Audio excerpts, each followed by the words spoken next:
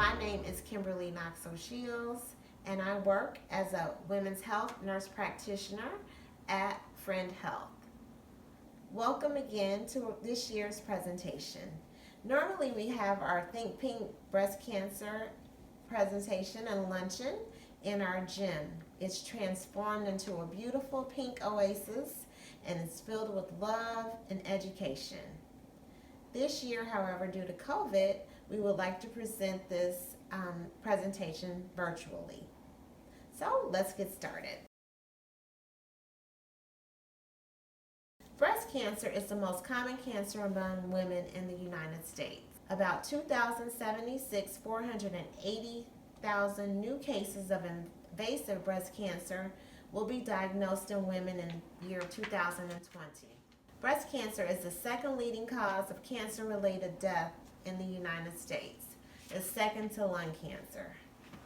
About 48,530 new cases of carcinoma in situ, CIS, will be diagnosed.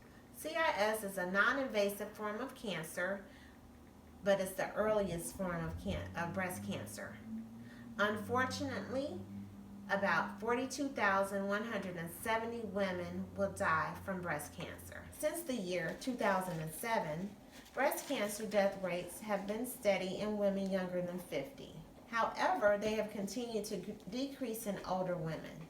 This decrease is believed to be the result of early detection through screening mammograms, self-breast exams, and breast cancer awareness campaigns such as our annual Think Pink Luncheon.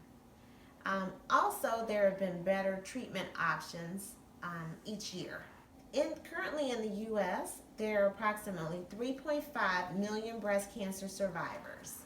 Yay! So kudos to our survivors, and we are very thankful that so many women have been treated.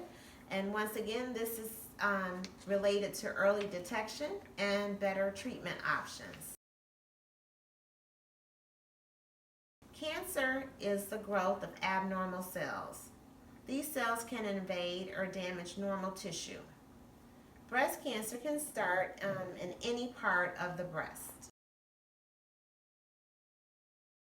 We do not know the exact cause of breast cancer.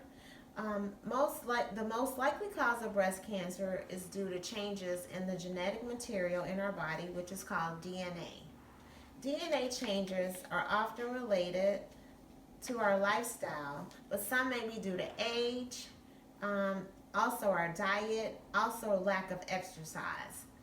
So what we eat can actually cause breast cancer. Hormones are also another source of another cause of breast cancer. A lot of hormones from obesity, or also the food that we eat, or birth control, some forms of birth control. Breast cancer risk factors include gender, of course being a woman, race, aging, genetics.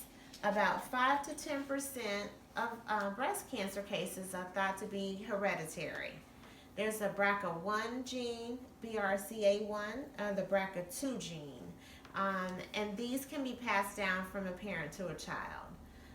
We all know Beyonce Knowles. Well, her father, Matthew Knowles, has breast cancer.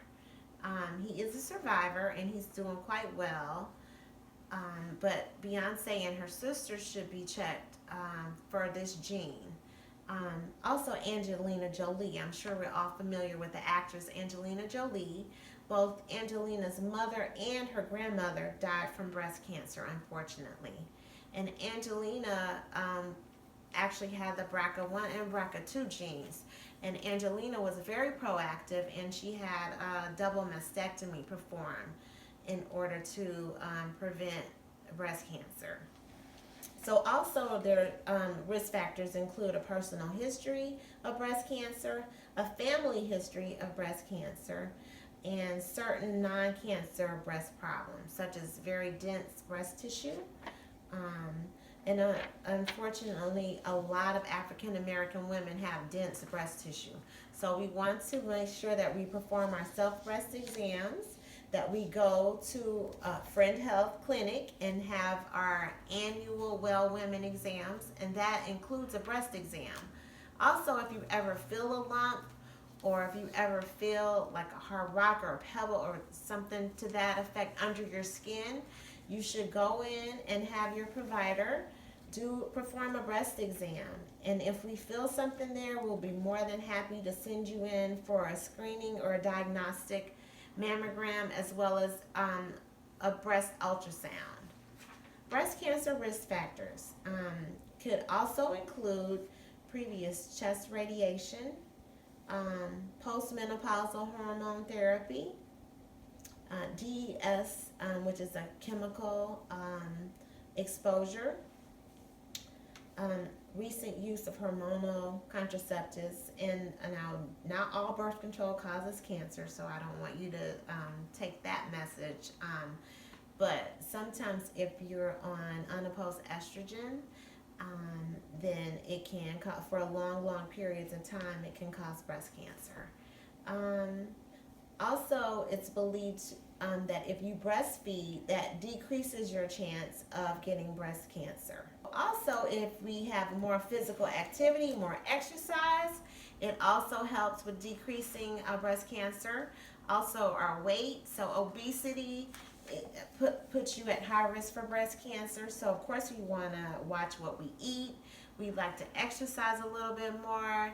This is a perfect time to exercise, to take walks in the fall along the lake. Just grab your jacket. It's a little brisk and nippy, but also it makes exercising pleasant because it's very nice on the lakefront. You can walk the track. You won't get overheated. Also, it's believed that alcohol use can increase our risk for breast cancer. So we want to all stay as healthy as possible. We want to eat a healthy diet, a lot of fresh fruits, a lot of vegetables, also a lot of lean meats. Stay away from as much fried food as possible, as many carbs as possible. We all want to be active and stay physically fit, as well as to limit our alcohol use. Some women can think of things like not using hormone therapy after menopause unless it's just totally indicated. So there are many ways to detect breast cancer. The first and most important method for early breast cancer detection is self-breast exam. And at the end of the talk, I'm going to actually perform a self-breast exam and show everyone how to perform their own self-breast exams. There are screening mammograms, so everyone needs a screening mammogram after the age of 40. All women need a screening mammogram after the age of 40. Breast cancer screening is done with, like we said, mammograms. There are breast ultrasounds. So like I said, if you feel a lump and you're under 40 or even under 30, then we'll order an ultrasound. If you're over 30, then we'll order what's called a diagnostic mammogram. And that's a mammogram, but that also includes a breast ultrasound. There are MRIs. And there's a new tomosynthesis, that's a 3D mammography that is being performed in some places. I know the University of Chicago, they have this form of a 3D mammogram. There are several other new methods, which include molecular breast imaging. It's called an MBI. It's also known as a symptom mammography. Or a breast cancer specific gamma imaging, BSGI. And these are types of nuclear medicine imaging tests for breast cancer. A radioactive chemical is injected into the blood, and then there's a special camera that's used to see the breast. So it's pretty high tech. I'm not very familiar with breast cancer centers that have this imaging, but I'm sure, but it does exist. I'm not sure exactly where in Chicago, but this imaging is known to be more of a diagnostic tool and more for diagnosing stages of breast cancer. Also, it can be used to follow up problems such as a lump or abnormal mammogram, or like we mentioned earlier, if you have dense breast tissue. So, the American Cancer Society recommends, like we said earlier, that women over 40 receive annual mammograms, annual screening mammograms. We also recommend that women perform monthly self breast exams. And like I said, in a few minutes, we're going to actually perform a self breast exam. If I was here with you at our presentation, I would walk around and ask people if they had any questions. So if you have any questions, feel free to come to Friend Health.